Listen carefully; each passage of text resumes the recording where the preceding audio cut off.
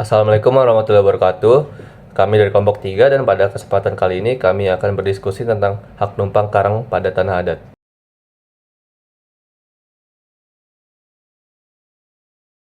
Nah, jadi sebelum kita mulai diskusinya nih, gue pengen nanya, sebenarnya hak numpang karang itu apa sih? Lu bisa jawab gak, Dan? Oke, Ro, mungkin gue coba izin jawab kali ya. Apa sih itu hak numpang karang? Hak numpang karang merupakan suatu hak kebendaan untuk mempunyai gedung bangunan atau tanaman di atas tanah orang lain. Hal ini berdasarkan pasal 711 KUH Perdata. Dapat diketahui bahwa dari jenis-jenis hak atas tanah yang dimaksud dijelaskan dalam pasal 16 ayat 1 Undang-Undang Pokok Agraria yang berbunyi A. Hak milik, B. Hak guna usaha, C. Hak pakai, D. Hak sewa, E. Hak membuka tanah, F. Hak memungut hasil hutan, G. Hak-hak yang lain yang tidak termasuk dalam hak-hak tersebut di atas yang akan diterapkan dengan undang-undang serta hak-hak yang sifatnya sementara. Hak pakai adalah hak untuk menggunakan dan atau memungut hasil dari tanah yang dikuasai langsung oleh negara atau tanah milik orang lain, yang memberi wewenang dan kewajiban yang ditentukan dalam keputusan pemberiannya oleh pejabat yang berwenang memberikannya atau sudah diatur dalam perjanjian dengan si pemilik tanah. Hak numpang karang juga biasa disebut sebagai hak obstal dengan memiliki arti atau makna yang sama. Hak numpang karang juga dapat dipindah tangankan, dalam artian apabila seseorang memiliki sebidang tanah atau sebidang pekarangan, boleh mengalihkannya kepada orang lain atau memberikannya dengan hipotik. Orang itu juga boleh membebani pekarangan tadi dengan pengabdian pekarangan, tetapi hanya untuk jangka waktu selama ia boleh menikmati haknya. Selama hak numpang karang berlangsung, pemilik tanah tidak boleh mencegah atau ikut campur terhadap orang yang mempunyai hak itu akan lakukan, seperti membongkar gedung atau bangunan atau menebang tanaman itu sendiri. Dan di akhir numpang karang, pemilik tanah atau pekarangan dapat menjadi pemilik bangunan yang ada di atas tanah tersebut. Dan apabila ada tanaman di atas tanah itu, maka menjadi milik dari sang pemilik tanah. Oke, terima kasih Wildan buat penjelasannya. Nah, ini kan udah dijelasin nih pengertiannya. Tapi caranya itu gimana ya? Lu tau nggak, Tan? Oke, gue izin jawab ya, terkait dengan prosedur hak numpang karang. Jadi pada dasarnya numpang karang adalah menumpang, yaitu dalam artian orang yang menumpang menempati tanah si pemilik tanah dengan tidak membayar sewa atau biaya lain.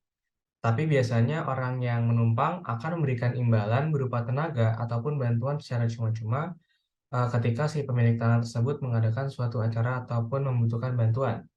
Karena pada dasarnya tradisi numpang karang merupakan perwujudan dari tradisi tolong-menolong dalam masyarakat adat yang dilandasi dengan asas kekeluargaan. Hak numpang karang biasanya perjanjian berupa lisan.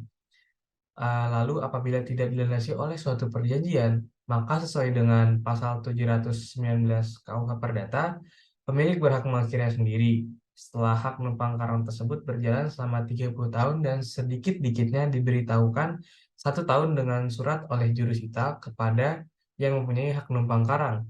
Berakhirnya hak numpang karang sesuai dengan pasal 718 KUH Perdata antara lain yang pertama karena adanya percampuran, yang kedua karena musnahnya pekarangan, yang ketiga karena lewat waktu dengan tenggang waktu 30 tahun, yang keempat karena lewat waktu yang diperjanjikan atau ditentukan sewaktu hak numpang karang dilahirkan. Gitu sih Ron, dari gue. Oke, thank you Gatan. Kan ini udah dijelasin nih pengertiannya, terus juga udah cara-caranya. Tapi gue penasaran deh, hal ini tuh pernah nggak sih kejadian?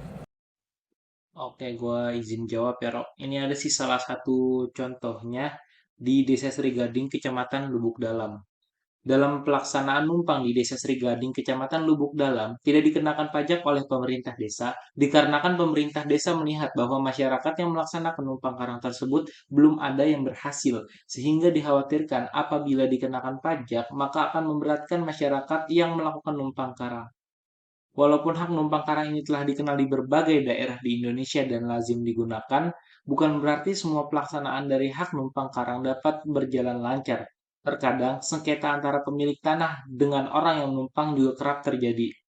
Apalagi jika ikatan perjanjian tersebut telah jatuh kepada ahli waris masing-masing. Perjanjian adat biasanya dilakukan dengan lisan karena memang pada dasarnya sebagian besar hukum adat merupakan hukum yang tidak tertulis. Hal ini sedikit berbeda dengan budaya hukum Eropa yang lebih menekankan kepada budaya hukum tertulis. Orang-orang Eropa memiliki budaya tulis, sosialisasi nilai, asas, dan norma hukum mereka dilakukan melalui tulisan, baik yang berbentuk undang-undang, perjanjian atau kontrak, traktat, dan jurisprudensi, bahkan kebiasaan-kebiasaan sebagai sumber hukum. Hal seperti ini sangat sulit dilakukan di luar masyarakat adat dikarenakan kurangnya kekerabatan, kebersamaan, dan rasa persaudaraan yang terjalin antar masyarakat. Itu salah satu contoh yang bisa gua share ke lu. Oh, jadi ini pernah kejadian ya? Kalau kita lihat dari kasus ini nih, sebenarnya seberapa pentingnya sih hukum adat dalam kehidupan bermasyarakat? Gue izin jawab ya, Ro. Terkait dengan pentingnya hukum adat dalam kehidupan masyarakat, saat kita mempelajari suatu hukum adat, eh, maka kita sebenarnya akan memahami mengapa hukum itu bisa terbentuk dan apa kegunaannya bagi masyarakat yang menganutnya.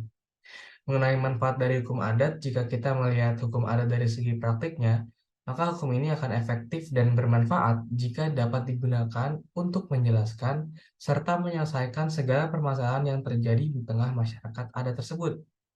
Memang hukum adat terkadang tidak sesuai dengan peraturan hukum nasional, namun hukum adat terbentuk karena banyaknya daerah-daerah di Indonesia yang memiliki tradisi yang berbeda-beda. Dengan begitu, hukum adat terbentuk berdasarkan tradisi yang ada di daerah tersebut. Ada beberapa daerah dan masyarakat adat yang kurang bisa menerima peraturan hukum nasional dikarenakan kentalnya peranan adat dalam daerah mereka ataupun dikarenakan hukum nasional akan menimbulkan masalah jika diterapkan di daerahnya. Bisa diambil pada contoh numpang karang di desa Sri Gading, Kecamatan Lubuk Dalam yang kelompok kita jelaskan. Tadi dijelaskan oleh Linda. Hukum adat juga dapat menjadi ciri khas yang eh, mencerminkan kepribadian bangsa, sehingga bangsa kita menjadi berbeda dengan bangsa lainnya. Hukum adat masih dipegang teguh oleh masyarakat di beberapa daerah. Namun, seiring dengan berjalannya atau berkembangnya zaman, memang semakin banyak yang memilih untuk meninggalkan hukum adat yang berlaku pada masyarakat adat. Tapi bagaimanapun juga, hukum adat tak selamanya berdampak buruk, bahkan seringkali memberikan dampak positif bagi kehidupan masyarakat. Itu sih, Ro.